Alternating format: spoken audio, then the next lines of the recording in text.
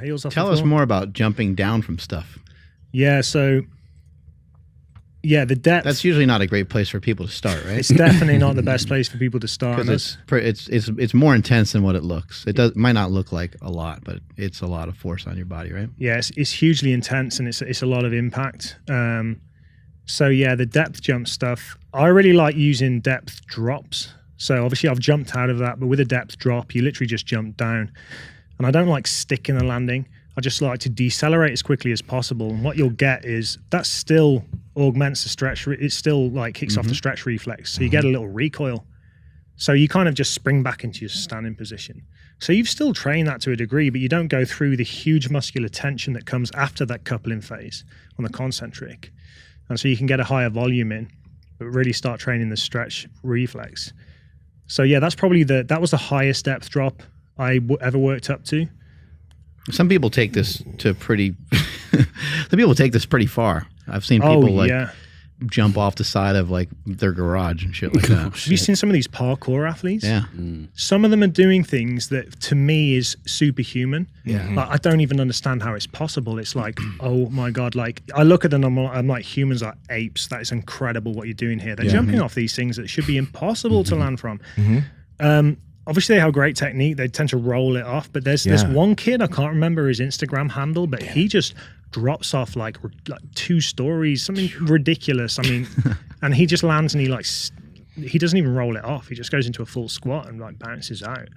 It's crazy. And there was a viral video of, I think, like a Japanese jumper dropping off like a 7-foot box. And like he didn't even do with a depth drop, higher drop. You usually bend your knees a lot more and then jump up, whereas a drop jump, you're a lot stiffer. Well, this kid in this viral video, he just drops and he just hits the floor and bounces off. Hands on hips as well. It was going crazy because everyone was like, how? Like, how is that possible? I mean, but there's a lot that we can do. It might not be advisable, but there's a lot that we can actually withstand, right? Yeah. What about when you're doing your actual jumps? What do you usually recommend for people? Jump back down, or if they're jumping onto something high, do you recommend that they go down very carefully, or what? Yeah, so for me, I'm quite strict with that with the guys I coach. People get lazy; they jump up and then they don't pay attention and they kind of just haphazardly jump down. It's like, ooh, I don't know about that. Yeah, 1, you're jumping backwards, which is a little bit harder to coordinate the landing. But 2, it's like if you're prescribing a certain rep range of jumps, say it's a box jump, and they jump down. So if it's 10 box jumps, they've done 10 depth drops as well. And as a coach, you need to factor that in as overall volume because they've just done a load of landings, a load of eccentric rate of force development, going to put a lot of stress on the system. So I'm always like, if you're going to box jump with me, like step down, unless you're factoring that in. Because overall contacts you need to take a look at as far as volume goes. So they're just getting more contacts in every time they jump on and off. But then you can build that in. Here we go. I just pulled it up on YouTube, but this kid is fucking wild. Look at that. Oh, that's Dom. I think his name's Dom Tomato, something like that. I'm going to try that. Dude, he's craking. Well, he's just going into sand. That's what makes it so easy. Just do it off one of the cliffs in Bodega. His shirt is pretty baggy, too. It's catching air. Catching air. If I had an umbrella, it'd be perfect. This is simple. That's not really that impressive if you really think of it. I'm fucking around. That's 6.5 meters, Wow. To no roll. Damn. That's wild. So kind of following off from what Mark said, how does one kind of train their landing? Because some people don't know how to dissipate that force when they hit the ground, and if they don't really jump often, boom, everything just goes right up. That's something people lose. Because we all jumped off climbing frames when we were kids. We all jumped out of trees. And that's the whole thing. When people say, you need to squat 2 times body weight before you do plyometrics. I jumped off the top of the climbing frame when I was 8 because it was a challenge and I did it.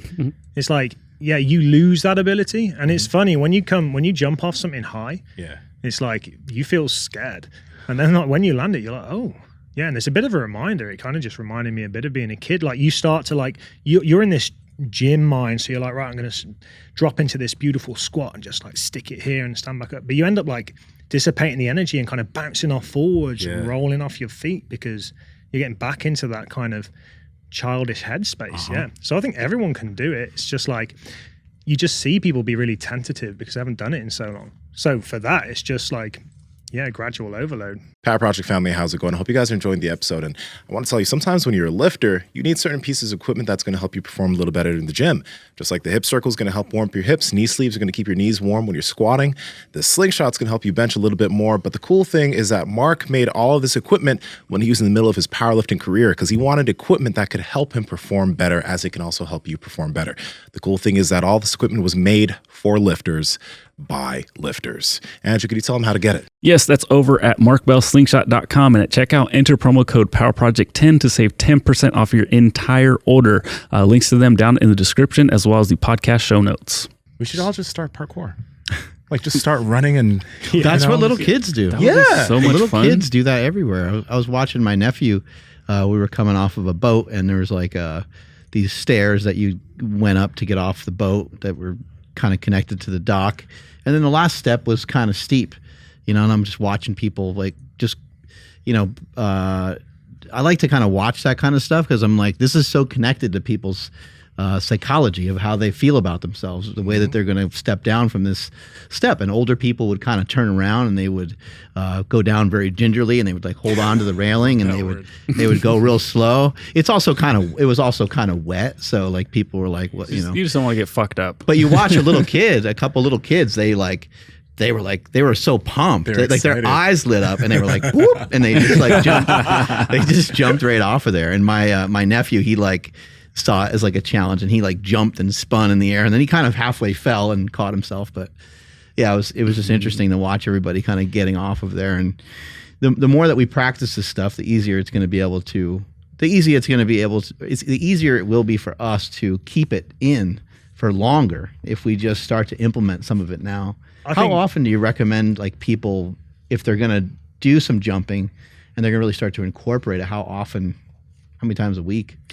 Yeah, that's difficult because I think context is key there, really. But I think for most general population, you don't need more than 2 times a week, really. You've got a lot of other stuff you want to fit in, and probably jumping high isn't going to be your main priority in life. And you can microdose it quite well. So for some people, you put it at the start of your session as well. And we've talked about this before, a bit of novelty before you go and train. I think the gym's a drag for a lot of people or whatever training they're doing, especially when you've been doing it for years and years, like same old workout I'm going to do, same old gym. So today we're going to drop off some boxes and see how quickly you can slow down and then see how high you can jump onto a box with 1 foot or something like that. Something a little playful or even skipping, yeah. Yeah, that was great. The skipping you had us doing for length and for height, like that's something that, I mean, I don't know if some people may need to warm up beforehand, but if you add that component in, just see if you can skip. Maybe you forgot how to do it.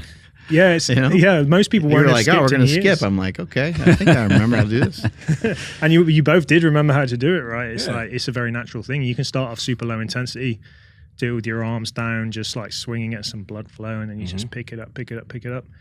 Anything like that. So I think for general pop, either 2 times a week or just microdose it. You don't need to do much. Like high volume would be a bad idea, and you really don't need much for a stimulus. You don't need much at all. I mess around with it when I run sometimes because especially like some of my runs are just supposed to be slower anyway. So I'm like, why not run backwards? Why not run sideways? Why not jump up on the curb? Why not jump up on the bench? And I just been messing around with it. It's a lot more fun that way.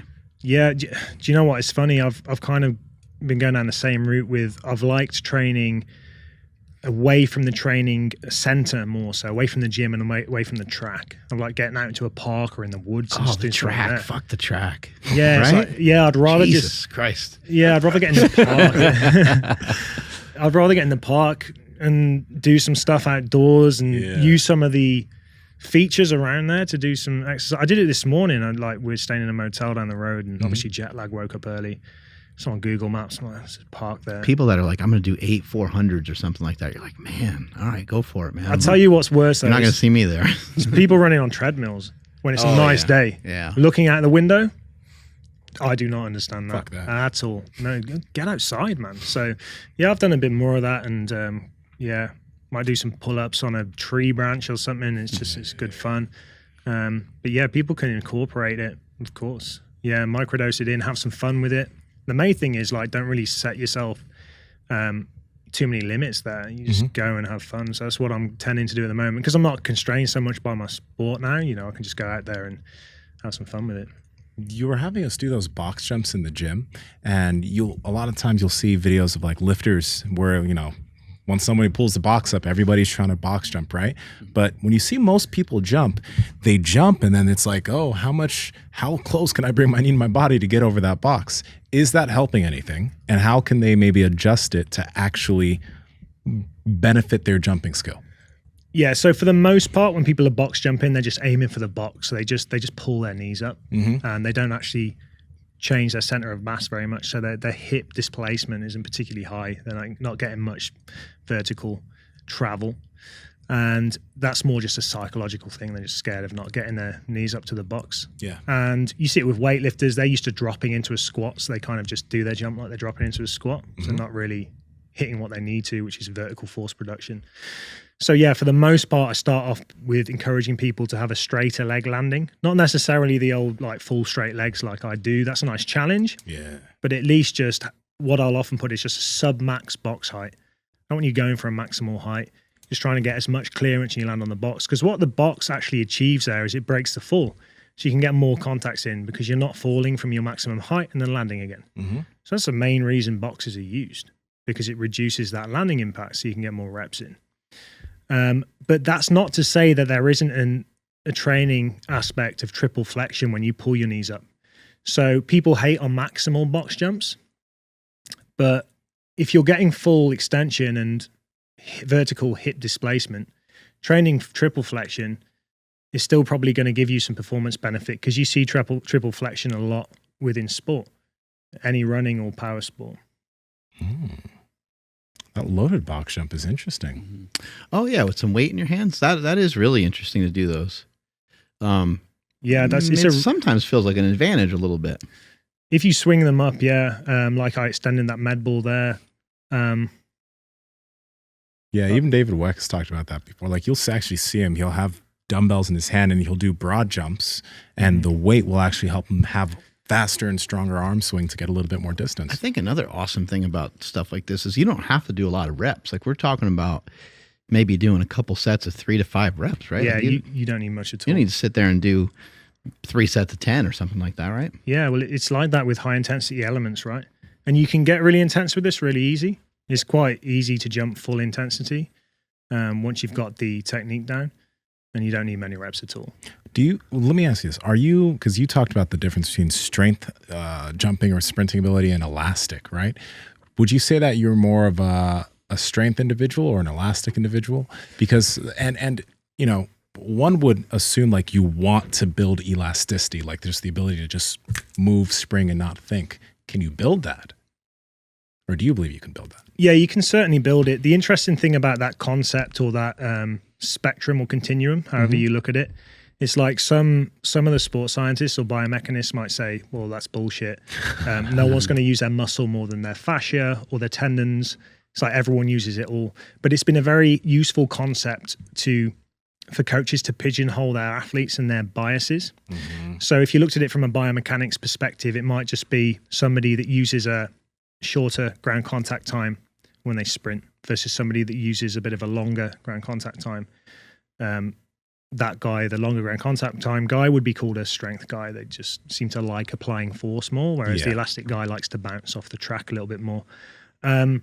I think I'm definitely a little bit of a hybrid there, and I think within my sport, within bobsled, I'm probably more of an elastic guy because the guys are very forceful. Let us try some of that nicotine gum, huh? Yeah. Hogging it all for yourself. Get on it. That's let's 2 milligrams. That's a pretty low dose, but yeah, it's as good a 2 milligrams is low. I've never had it before. Let me do 2. Just nobody. Don't do, Mark. Chill, bro. Well, he'll be fine. 4 milligrams is quite a bit of nicotine. Like it actually is. Please don't throw up on air, man. 4 milligrams is quite a bit of nicotine. I brought some nicotine lozenges that are 2 milligrams, and I break it in half because I'm a pussy, and I only want to do 1 milligram because I don't want to be addicted to that Does your shit. mom know? Check this out. Oh, what's this? Dude, he's got moves. Watch this moonwalk that he did. Oh, yeah. Dude, that looks like you're like going to go floating. You're going to float like up a set of stairs that aren't there. That looks funnier actually on camera than what I remember it feeling like. That's not a bad demonstration, if I say so myself. Talented. Well, it took a lot of practice. That's just a dribble drill. And we were talking about how velocity affects how your foot hits the ground when you're doing drills. And that everyone's trying to get onto the toes and forefoot when they're doing drills at like walking pace. Well, everyone's trying to mimic like a sprint, you know. So people hear like run, and they're thinking like I gotta run like a Olympic level sprinter, and it's like no, that's actually probably not a great idea. Yeah, and not a good place to start. Just start moving. Yeah, definitely. Hey, how's it? Sorry, I'm not going to whisper. I know you guys are enjoying this content, and we love talking to all these people and bringing you guys great information. So if you could help us out by hitting the like button, because that helps the algorithm, subscribe and hit the notification bell, we're going to continue reaching more people, and we're going to continue helping more people. Talk to y'all later.